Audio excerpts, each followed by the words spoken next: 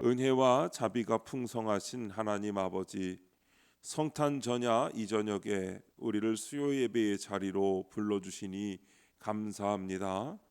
한 해의 분주함 속에서도 다시 주님 앞에 서게 하시고 우리의 마음을 예배로 모아 주시옵소서. 주님, 지금 이 시간 저희들의 생각을 정돈하여 주시고 흩어진 마음을 주님께서 거두어 주시옵소서. 사람의 시선과 세상의 소음에서 벗어나 오직 주님께 집중하게 하시며 성령께서 이 예배의 처음과 끝을 주관하여 주옵소서. 하나님 아버지, 성탄을 기다리는 이 밤에 우리의 예배가 형식이 아니라 참된 경배가 되게 하시고 입술뿐이 아니라 마음과 삶으로 주님을 높이게 하옵소서. 회개할 것은 정직하게 회개하게 하시고 감사할 것은 깊이 감사하게 하시며 오늘 드리는 찬양과 기도와 헌신이 주님께 향기로운 예물이 되게 하옵소서. 이제 곧 말씀을 대하기 전에 우리 안에 교만과 선입견을 내려놓게 하시고 겸손히 듣는 귀와 순종하려는 마음을 허락하여 주옵소서. 말씀을 통하여 우리를 새롭게 하시고 이 예배 후에는 더 주님을 닮은 삶으로 걸어가게 하옵소서. 예수 그리스도의 이름으로 기도드립니다. 아멘. 성경 말씀 마태복음 2장 1절부터 12절까지 말씀입니다. 제가 한 절, 여러분이 한 절 교독하겠습니다. 헤롯 왕 때에 예수께서 유대 베들레헴에서 나심에 동방으로부터 박사들이 예루살렘에 이르러 말하되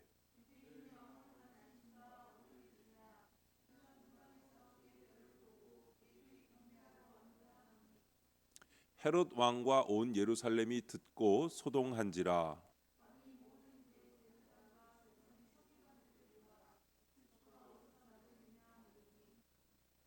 이르되 유대 베들레헴이오니 이는 선지자로 이렇게 기록된 바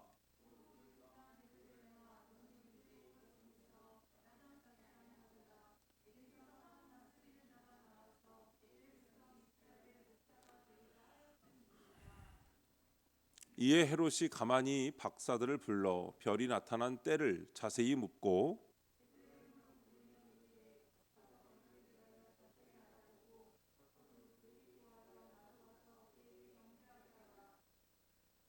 박사들이 왕의 말을 듣고 갈새 동방에서 보던 그 별이 문득 앞서 인도하여 가다가 아기 있는 곳 위에 머물러 서 있는지라. 집에 들어가 아기와 그의 어머니 마리아가 함께 있는 것을 보고 엎드려 아기께 경배하고 보배합을 열어 황금과 유향과 모략을 예물로 드리니라. 함께 읽습니다. 그들은 꿈에 헤롯에게로 돌아가지 말라 지시하심을 받아 다른 길로 고국에 돌아가니라. 아멘. 성탄절과 동방박사라는 제목으로 말씀의 은혜를 함께 나누겠습니다. 아기 예수님의 탄생은 하늘의 천사들과 당시 최고 지성의 대표인 박사들과 보통 사람들이었던 베들레헴 목자들이 모두 다 축하드린 우주적인 사건이었습니다. 예수님의 탄생 사건은 국경과 인종과 계층과 계급을 초월한 사건이었기 때문에 오늘도 세계 모든 나라 사람들이 이 날을 지키고 또 반기고 축하하고 있는 것이죠. 여러분 아시는 서기라는 그 연호도 예수님 오신 다음을 세는 연호인 것을 여러분 다 아실 것입니다. 또한 기원전을 뜻하는 BC는 그리스도 이전의 세계를 뜻하는 BC라고 표현을 한다는 것을 여러분 아실 겁니다. 자, 그 가운데서도 메시아의 탄생을 기다리다가 만난 위대한 인물들이 오늘 말씀 가운데 있습니다. 그런데 이들은 유대인도 아니고 이방 사람들로서 역사의 한 페이지를 기록한 사람들입니다. 그들이 바로 동방박사들이죠. 우리가 성탄절만 되면 그런 이미지를 많이 보잖아요. 올해는 안 해놨는데 우리가 매년 이렇게 낙타를 타고 가는 사람들 셋을 이렇게 그려서 해놓기도 하고 뭐 이렇게 그 사람들이 예수님 앞에 이렇게 경배하는 인형도 갖다 놓기도 하고 우리가 그렇게 하는데 올해는 안 꺼내놨네요. 보니까 동방 박사들은 이제 별을 보고 점을 쳐 천지의 조화와 기륭 화복과 장차 될 일을 알아내는 페르시아의 점성술사들이거나 혹은 천문을 연구하는 천문학자들이었을 것이다 라고 추측을 합니다. 그들의 이름은 성경에 나와 있지 않습니다. 그런데 6세기 말경에 이르러서 이 박사들의 이름이 멜키세덱, 발사살 그리고 가스퍼라는 것이 문헌적으로 밝혀졌습니다. 이들은 밤하늘의 별을 관찰하다가 문득 큰 별 하나가 나타난 것을 보고 그게 그들이 기다리는 그리스도의 탄생을 알리는 것으로 알고 저들은 그 별을 따라 예루살렘에 와서 헤롯을 만나 유대인의 왕으로 나신 이가 어디 있느냐고 그의 행방을 물었던 자들입니다. 이들의 방문에 메시아를 기다리면서도 세상적으로 더 열심을 내고 익숙했던 예루살렘이 발칵 뒤집혔고 헤롯은 자신의 보좌에 대한 위기감을 느껴 박사들에게 그를 찾거든 자기도 그분에게 경배할 수 있도록 나한테도 좀 알려달라고 그렇게 말했습니다. 사실은 그가 그리스도에게 경배하려고 하는 것이 아니라 유대인의 왕으로 나신 예수를 찾아서 없애기 위한 음모였습니다. 박사들이 왕국을 나섰을 때 그들을 인도했던 성탄의 별이 다시 그들을 인도하여 그들은 베들레헴이라고 하는 작은 성에 도착을 하여 아기 예수를 만나 경배를 드리고 황금과 유향과 모략을 예물로 드리고 또 천사들이 말해준 것을 듣고 다른 길로 해서 고국으로 돌아가게 됩니다. 헤롯을 좀 더 살펴보면 헤롯은 주전 37년 아까 기원 전이라고 그랬죠. BC 37년경에 왕위에 올라서 유대 나라를 통치한 왕이었습니다.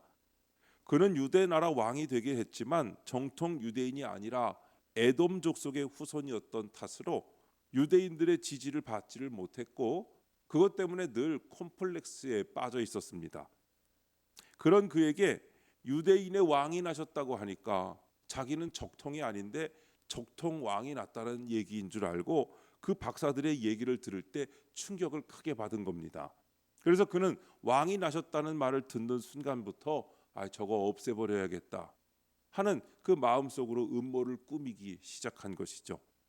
7절 8절 말씀에 보니까 이에 헤롯이 가만히 박사들을 불러 별이 나타난 때를 자세히 묻고 베들레헴으로 보내며 이르되 가서 아기에 대하여 자세히 알아보고 찾거든 내게 고하여 나도 가서 그에게 경배하게 하라 라고 말합니다.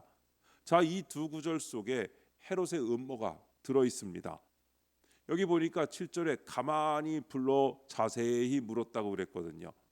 자신의 흉계를 드러내지 않고 마치 진리를 탐구하려는 구도자처럼 위장을 한 겁니다. 이것은 그의 교활성이 얼마나 뛰어난 것인가를 증거해 줍니다. 나쁜 일, 옳지 못한 일일수록 행여 남이 들을까봐, 알까봐 쉬쉬하기 마련이잖아요. 귀에다 대고 소곤소곤거리고 또 서로 비밀을 다짐하기 마련입니다. 그래서 제가 여러분께 여쭤볼게요. 비밀로 해달라고 해서 비밀된 일 있습니까? 비밀로 얘기해달라. 야, 이거 꼭 비밀이야. 이거 비밀이다. 그 비밀이라고 얘기한 것까지 다 얘기해 가서. 야, 걔가 이거 되게 비밀이라고 하더라. 비밀이래 이거. 그러면서 얘기를 다 터뜨리게 되거든요. 이거 절대로 말하면 안 돼. 당신한테만 믿고 하는 얘기니까 라면서 1000번 만번을 다짐하고 말하지만 그 사람도 똑같은 말을 되풀이하면서 이거 절대 말하면 안 되는 거야. 너한테만 하는 얘기야 하면서 10사람이고 20사람이고 퍼져나가는 것입니다. 그러니까 우리는 좋은 일과 좋은 말만 힘써야 할 줄로 믿습니다. 남이 들을까 봐 겁나고 남이 알까 봐 걱정되는 일이나 말은 그냥 피하시거나 안 하는 것이 제일 좋습니다. 16절 말씀에 보면 예수께서 그들에게 16절이 맞아요? 16절, 15절 16절 예, 15절이고 16절. 이에 헤롯이 박사들에게 속은 줄 알고 심히 노하여 사람을 보내어 베들레헴과 그 모든 지경 안에 있는 사내 아이를 박사들에게 자세히 알아본 그때를 기준하여 2살부터 그 아래로 다 죽이니라고 했습니다. 보십시오. 헤롯은 결국 음모와 거짓과 술수와 살인으로 성탄절을 맞이하게 된 것입니다. 여러분, 성탄절을 맞는 바람직한 태도는 경건과 경배와 감사로 맞는 것입니다. 나로 인해 이 땅에 오신 예수님을 경건한 자세와 감사하는 마음으로 맞는 것이 바른 태도입니다. 그러나 성탄절을 요즘 세대처럼 향락과 놀이와 돈 버는 계절로만 여기는 것은 바람직한 태도가 아닙니다. 그런 면에서 우리는 탄생하신 구세주 예수를 경배하기 위해서 먼 곳에서 왔던 동방 박사들의 행적을 보면서 탄생한 아기 예수를 어떤 마음으로 영접할지를 아는 성탄절야 예배가 되시기를 주님의 이름으로 축원합니다. 첫 번째로, 동방 박사들은 별의 인도를 따랐습니다. 구절을 보면 동방에서 보던 그 별이 문득 앞서 인도하여 가다가라고 말씀합니다. 이 동방 박사들은요, 떠날 때부터 별을 바라보고 별을 따라서 베들레헴까지 왔습니다. 그리고 별이 머물러 있는 곳을 찾아가 거기 계신 아기 예수님을 경배한 것입니다. 복음적 성경학자들은 그 별이 하나님이 예비하신 특별한 계시의 별이었다라고 해석합니다. 그렇습니다. 하나님은 별을 통해서 아기 탄생 사실을 천문학자들에게 계시하신 것이죠. 그런데 여러분, 같은 과학자라도 하나님을 믿는 과학자들은 이 세상은 하나님이 창조하셨다고 믿고 그 증거를 밝히고 있지만, 무신론 과학자들은 진화된 것이라고 주장을 하면서 그것을 따릅니다. 같은 천문학자라도요, 아기 탄생을 알리는 계시의 별로 바라보는 사람들이 있는가 하면 무슨 뜻인지조차 모르고 세상의 명예와 물질만 바라보는 학자들도 있는 것입니다. 헤롯은 자신의 욕망과 권력 의지와 감정의 인도를 따랐고, 박사들은 그 별의 인도를 따랐습니다. 이런 얘기가 있습니다. 위대한 설교가인 조지 휘필드가 미국에 갔을 때 필라델피아의 법원 계단에 서서 설교를 한 적이 있습니다. 군중들 틈에 있던 어린아이가 휘필드가 설교를 하는데 어두우니까 말씀이 잘 안 보일 것 같아서 성경과 본문을 잘 보도록 등불을 가져와 가지고 불을 밝혀서 휘필드가 성경을 읽을 수 있도록 그걸 들고 있었어요. 그 어린 소녀는 휘필드의 설교를 옆에서 듣는데 온 정성을 다 쏟다가 보니까 들고 있던 등불을 떨어뜨려 가지고 그 등불이 바닥에 떨어져서 산산조각이 나버렸습니다. 난리 난 거죠. 다 잠깐이지만. 여러 해가 지나서 휘필드가 다시 미국에 와서 어느 고장의 목사관에 머물게 되었습니다. 어느 날 그곳의 목사님이 그에게 묻습니다. 목사님, 언젠가 필라델피아에서 설교할 때 조그만 소년이 등불을 들고 있다가 떨어뜨려서 깨뜨린 것을 기억하십니까? 아우, 기억하고 말고요. 잠깐이지만 난리 났었죠. 그 소년이 어디 있는지만 안다면 내가 가진 건 뭐라도 다 주고 싶습니다. 그때 그 목사님, 제가 바로 그때 등불을 들고 있던 그 소년입니다. 제가 등불을 들고 목사님 설교를 듣다가 그것을 떨어뜨렸습니다. 그때 목사님의 설교를 듣고 저는 목사가 되었습니다. 라고 말했다고 합니다. 그 소년은 별을 발견한 것이고 그 별을 따라 그렇게 그 평생을 걸어오게 된 것이죠. 사랑하는 성도 여러분, 여러분들은 별을 발견한 적이 있습니까? 그렇다면 여러분의 별은 어떤 별입니까? 잠시 반짝이다가 금세 그 빛을 잃고 어디론가 사라져버리는 허무한 별은 아니신지요?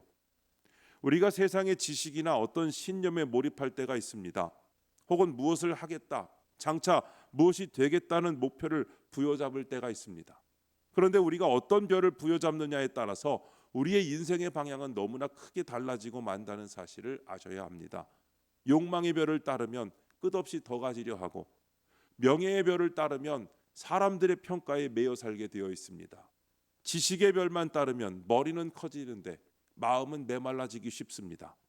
여러분, 오직 영원히 빛나고 있는 별은 오직 우리들의 새벽별이신 예수 그리스도밖에 없는 줄로 믿습니다.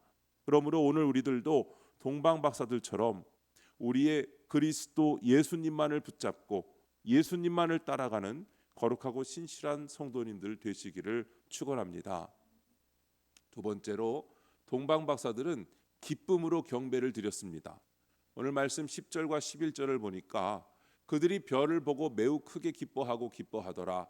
집에 들어가 아기와 그의 어머니 마리아가 함께 있는 것을 보고 엎드려 아기께 경배하고 보배합을 열어 황금과 유향과 모략을 예물로 드리니라 하고 말씀하고 있습니다.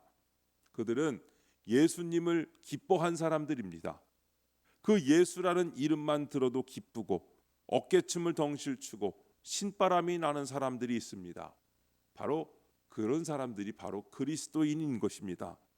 그런가 하면 예수 이름만 들어도 닭살이 돋고 기분이 나쁘다는 사람도 있습니다. 그들은 구원받기를 거부한 사람들입니다.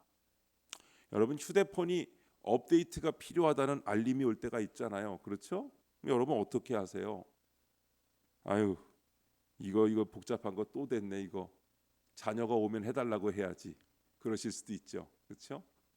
여기 있는 분들은 대부분 직접 하실 수 있는 분들이라 생각을 합니다. 휴대폰이 업데이트가 필요합니다라고 알려주면 그런데 항상 미룰 때가 있거든요. 왜냐하면 지금 익숙한 화면이 바뀌는 게 싫고 혹시 그거 하다가 문제가 생길까 봐 미룰 때가 있습니다. 걱정이 돼서 말이죠. 그런데 미루다가 보면요, 휴대폰의 보안이 약해지게 되어 있고 결국 더 큰 불편을 겪게 됩니다. 여러분, 우리가 말씀 앞에서의 변화도 마찬가지입니다. 하나님께서 고치자고 하시는 것을 미루면 당장은 편한 것처럼 보이고 변하지 않으니까 그것 때문에 불편하지 않은 것 같지만 결국 더 큰 무너짐을 남기게 될 수 있습니다. 마찬가지로 메시아를 기다리던 유대인들이나 헤롯도 마땅히 그리스도의 탄생을 기뻐해야 하는데 그분을 맞이해야 되는데 그들은 당혹감에 소동했고 자기 왕좌를 빼앗길까 봐 두려워했습니다. 그러나 당시 최고 지성을 대표하던 박사들인데 그들은 예수 탄생을 기뻐하고 또 기뻐했던 것입니다. 여러분, 예수님이 좋고 기뻐야 합니다. 그리고 그 예수님을 찬양하고 경배하고 예배드리는 일이 기쁘고 또 기뻐야 합니다. 예배 시간에는 조금만 설교가 길어도 조는 분들이 집에서 드라마 보면서는 안 졸아요. 야구장에서는 2시간이 넘어도 안 졸아요. 축구장에서도 안 졸아요. 몇 시간씩 앉아 있어도 안 졸립니다. 왜 안 졸까요? 그건 재밌으니까 그렇겠죠. 여러분, 우리가 말씀 듣는 것도 재미있어야 할 줄로 믿습니다. 관심을 좀 가지셔야 돼요. 오늘 우리 신앙인들 중에도 예수 그리스도의 복음을 받아들이되 진정으로 받아들이지 못하고 있는 경우도 많습니다. 자신이 가지고 있는 보잘것없는 소유에 대한 미련 때문에 복음을 온전히 기뻐하지 못하는 것입니다. 내가 잃을 것 하나 없이 안전한 자리에서 구원만 얻으려는 마음이라면 성탄의 기쁨이 과연 우리 마음에 깊이 들어올 수 있을까 하는 생각을 해봅니다. 박사들의 경우에 아기 예수께 경배하기 위해 멀고 먼 길을 찾아오면서 그 목숨 걸고 오는 길에 빈손으로 오지 않았습니다. 황금과 유향과 모략을 예물로 드렸습니다. 고대 세계에서는 높은 자나 왕을 방문할 때는 반드시 예물을 가져갔습니다. 출애굽기 23장 15절에 보면 빈손으로 내게 보이지 말라고 말씀하셨고 출애굽기 34장 20절에도 빈손으로 내 얼굴을 보지 말지니라 하고 말씀하고 있습니다. 여러분, 구약 성경을 보면 다양한 제사들이 있죠. 그런데 그 어떤 제사도 빈손으로 가서 드리는 제사는 없습니다. 피로 드리든지 짐승의 고기나 기름으로 드리든지 향품을 드리든지 곡식을 드리든지 반드시 손으로 만질 수 있고 눈으로 볼 수 있는 것들과 함께 드렸습니다. 좀 빈부에 따라서 어떤 사람은 큰 가축을 드리고 어떤 사람은 작은 가축을 드린 것 차이는 있었죠. 야곱과 그의 자손들이 애굽에 들어갈 때 그들은 빈손으로 갔습니다. 왜냐하면 흉년 맞아서 갔잖아요. 그러나 그들이 나올 때는요, 빈손이 아니었습니다. 금과 은과 동은 물론 소와 양과 또 낙타를 몰고 나왔고 보따리마다 가득 채워가지고 나왔다고 말씀하고 있습니다. 애굽에 들어갈 때는 70명이 들어갔는데 나올 때는 장정만 60만 명이 나왔다고 했거든요. 그들을 빈손으로 나오지 않게 하신 하나님은 그들을 향하여 나를 만나러 올 때 빈손으로 오지 말라고 하신 것입니다. 이것은 은혜를 받았으면 은혜를 갚으라는 명령인 것이죠. 동방 박사들은 왕으로 나신 이를 경배하러 오면서 결코 빈손으로 올 수가 없었습니다. 그들이 준비한 예물은 보통 예물이 아닙니다. 성경적으로도 의미가 있고 신학적으로도 뜻이 깃든 예물이었습니다. 황금은 구약시대 제단을 꾸미고 제사 도구들을 만드는 데 사용되었으며 불변과 영광의 상징이었습니다. 그래서 황금을 예물로 드린 것은 예수님의 영원한 왕권, 즉 만왕의 왕 되심을 상징합니다. 유황은 당시 일반 백성은 사용도 할 수 없었던 향료입니다. 출애굽기 30장 37절에 보면 하나님께 드릴 거룩한 향을 만들 때 사용했습니다. 이런 유향을 드린 것은 그리스도의 신성, 즉 하나님 되심을 상징한 것입니다. 모략은 마취제, 방부제로 사용했는데 그리스도이신 주님의 고난과 죽음 그리고 부활을 상징하는 것이었습니다. 선물이나 예물은 뜻이 담겨 있을 때 더 가치가 있습니다. 같은 반지라도요, 결혼 반지하고 보통 그냥 반지는 그 뜻이 다르잖아요. 박사들은 멀고 먼 길을 찾아왔고 빈손으로 오지 않고 뜻깊은 예물을 드린 것처럼 여러분 우리도 정성을 다한 사랑과 믿음을 드리는 성탄절이 되시기를 바랍니다. 세 번째로 동방 박사들은 다른 길로 돌아갔습니다. 12절을 보니까 꿈의 헤로데게로 돌아가지 말라 지시하심을 받아 다른 길로 고국에 돌아가니라 했습니다. 아기 예수를 죽이려는 흉계를 꾸미고 있는 헤롯 왕을 만나면 그의 음모에 동조해야 합니다. 그래서 그들은 헤롯을 만나지 말라는 하나님의 지시를 따라 다른 길로 고국으로 돌아간 것이죠. 여기서 주목해야 할 교훈이 있습니다. 첫째는 지시하심을 받았다는 것입니다. 누구의 지시를 받느냐, 누구의 조정을 받느냐, 누구의 지령을 받느냐에 따라 행동이 달라지고 인생이 달라지죠. 여러분, 간첩은 파송자의 지령을 받는 거 아닙니까? 암호나 비밀 접선을 통해서 지령을 받고 행동을 할 겁니다. 죄와 유혹의 지령은 사탄이 내립니다. 그러나 믿음과 착한 행실의 지령은 하나님이 내리시는 것이죠. 누구의 지시를 받느냐에 따라 우리는 죽기도 하고 살기도 하는 겁니다. 또한 둘째로 다른 길로 갔다고 말씀합니다. 박사들에게는 두 가지 길이 있었습니다. 그것은 헤롯에게 가는 길로 영광을 얻을 수도 있는 길이었고, 하나님이 지시하신 길로 가서 믿음을 지키고 진리를 사수하는 길이 있었습니다. 그러나 그들은 다른 길을 선택했습니다. 우리 앞에도 두 갈래 길이 놓여 있습니다. 마태복음 7장 13절부터 14절에 보면 좁은 문이 나오고 또 어떤 문이 나올까요? 넓은 문이 나와요. 좁은 문은 어떤 문이에요?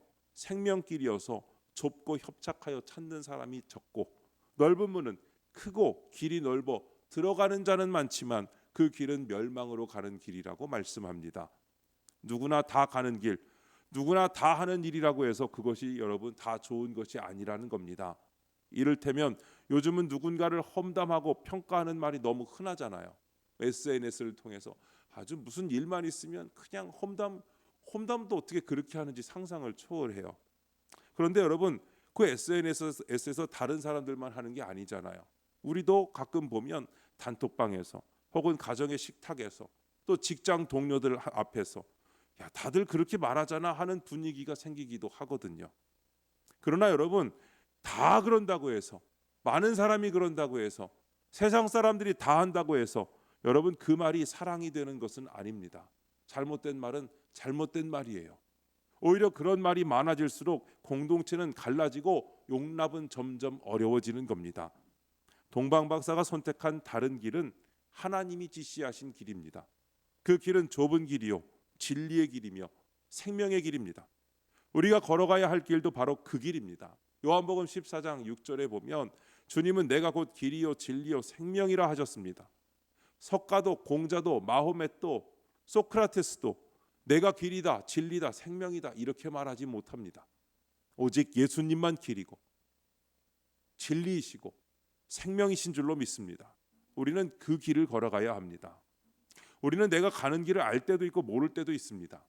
예를 들어 오늘 하루 내가 할 일, 가야 할 곳, 만나야 할 사람들을 압니다. 그런데 여러분, 1시간 후에 어떤 일이 벌어질지 아는 사람은 아무도 없습니다.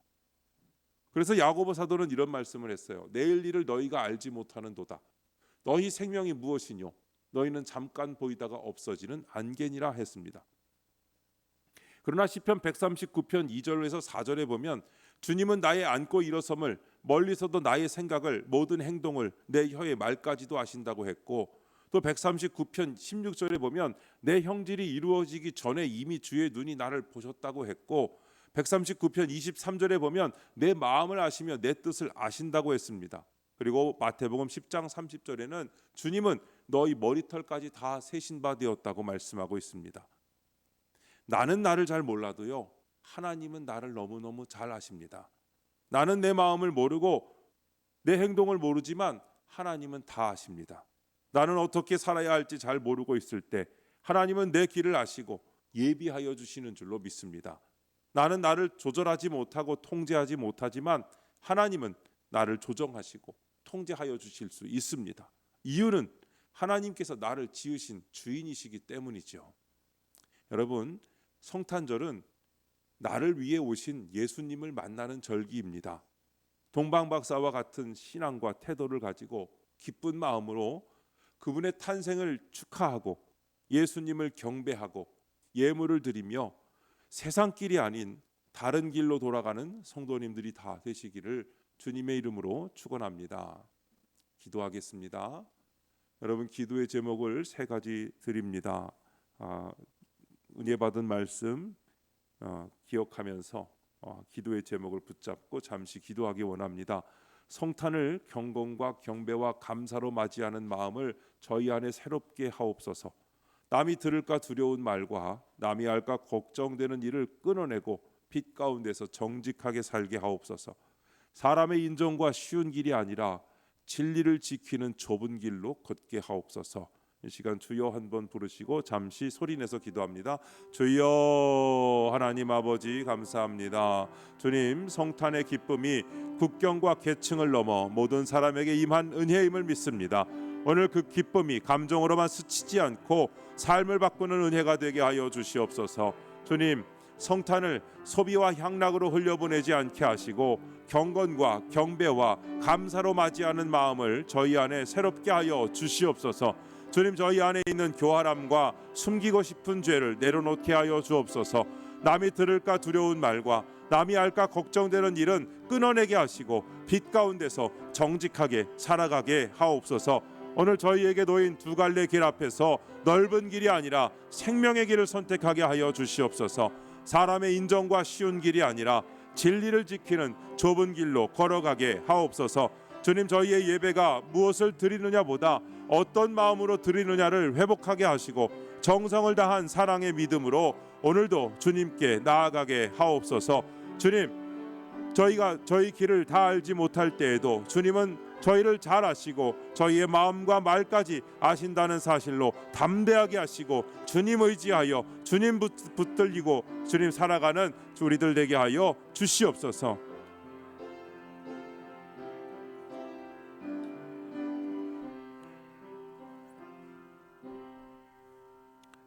예수 그리스도의 이름으로 기도드립니다. 아멘.